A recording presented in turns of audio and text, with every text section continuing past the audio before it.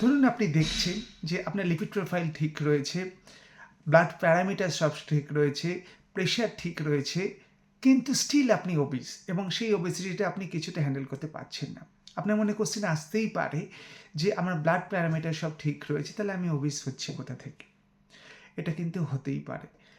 এই ওবেসিটিটাকে metabolic compromised obesity বলে। এটা হয়তো হরমোনাল কোনো এফেক্ট এখনও আসছে না, কিন্তু মেটাবলিক্যালি আপনি কম্প্রোমাইজ হতে পারেন, আপনার বডি কম্পোজিশন ওয়াইজ আপনি কম্প্রোমাইজড হতে পারেন। সেই জন্য যে কোনো ওবেসিটি প্রোগ্রামে জয়েন করার আগে অ্যাসেসমেন্ট ইজ ইম্পর্টেন্ট। অ্যাসেসমেন্ট করে এটাকে জানা খুব প্রয়োজন যে আপনার ওবেসিটি নেচারটা কী। এটা মেটাবলিক্যালি কম্প্রোমাইজড ওবেসিটি হচ্ছে, হরমোনাল এফেক্ট এর মধ্যে রয়েছে, বডি কম্পোজিশন কতটা কম্প্রোমাইজ থাকছে, এই প্যারামিটারগুলো জানা খুব ইম্পর্টেন্ট।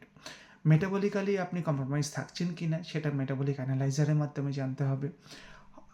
হরমোনাল আপনি কোনো কম্প্রোমাইজ হচ্ছেন কি না সেটা ব্লাড টেস্ট করে ব্লাড প্যারামিটার্সের মাধ্যমে জানতে হবে, এবং বডি কম্পোজিশনের জন্য যেটা জানতে হবে বডি কম্পোজিশন অ্যানালাইজারের মাধ্যমে।